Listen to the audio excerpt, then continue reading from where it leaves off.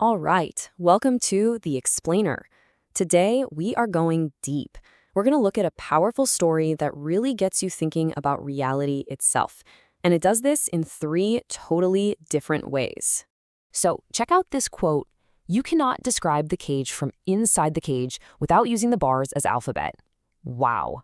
That right there, that's our launching point. We're about to go on a journey through three different kinds of cages that, shape pretty much everything about our lives. A cage of language, a cage of politics, and even a cage inside our own minds.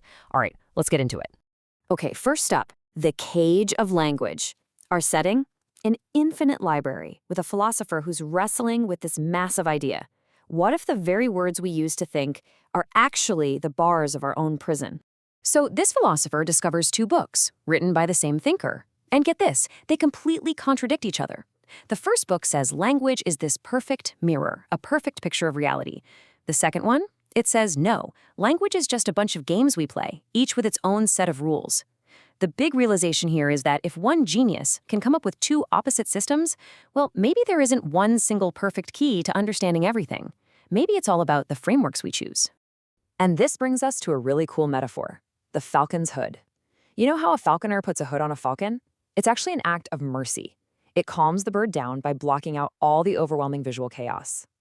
Well, the philosopher argues that's what we do. Faced with the infinite knowledge in this library, which is basically, reality, we voluntarily put on a hood. We call it focus or scholarship. We narrow our vision just so we don't go completely mad from the sheer amount of information out there. So after years and years of this search, our philosopher doesn't find some grand, ultimate answer. Instead, they find a book. And the title of this book is simply, You Were Looking for This. I mean, talk about a moment, right? And that's the threshold. That's the choice. Do you open it? Is this the end of the journey? Or is the search itself the whole point? All right, let's move on to our second cage. We're shifting gears here, from a prison of ideas to a very real, very political one. Welcome to the Ministry of Rectification, a place where truth is literally manufactured, and one employee's job is to erase the past. So think about it. What can you even do in 1.3 seconds? Not much, right? Well, in this world, inside the ministry, 1.3 seconds is all it takes to commit a serious crime. And here's why that number is so important. It turns out 1.3 seconds is the average time it takes for a person to hide how they really feel. It's that tiny, tiny gap between a real emotion showing on your face and the approved public mask you're supposed to wear. It's the window of honesty, and if they catch you in it, that's a thought crime. So the daily grind for our employee is this cold mechanical process. It's a 4-step routine for literally rewriting reality. You get an order, you remove the subject, a person, an event. You reconstruct the narrative to fit the party line, and then you just return it to the archive, as if the truth never existed in the first place. Now this is where it gets really chilling. The ministry has this official policy, and it's a real mind bender. They basically say, yeah, we know you remember the real truth. We don't care. Why? Because they know that personal memory is fleeting. People die. But the official record, the institution, that lasts forever. They're literally just waiting for everyone who remembers the truth to die off. And that brings us to the breaking point. Our employee receives the order for their own erasure. And what do? They perform this tiny, almost invisible act of rebellion. In the margin of a document, they just scribble, I was here. It's like a single whisper trying to shout against a hurricane of forgetting. Okay, for our final story, we're going inward. This is the third cage, and it might be the most personal, the most intimate one of all, the prison of the mind itself, a place where the line between being sick and seeing clearly gets really, really blurry.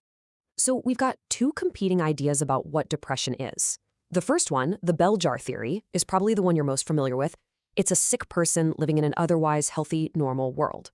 But our character, let's call them P, has a totally different take. They call it the goggles theory. Their argument is, I'm not the one who's sick. I'm actually one of the few people who has taken off the rose-colored glasses that everyone else wears to cope with the world that's actually sick. And this is the challenge P throws down to their therapist. They ask, what if my depression isn't a bug, but a feature?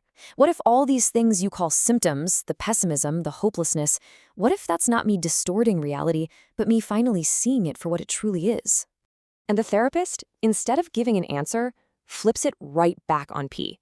They create another one of these thresholds, another crucial choice.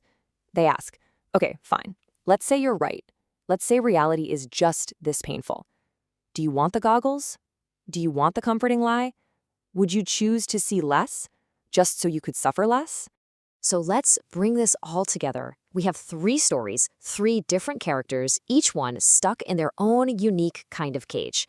And each one is brought right to the edge, to a moment where they have to make a choice. And you can see how it all lines up here. You've got the librarian, trapped by the limits of language, whose defiance is the search itself.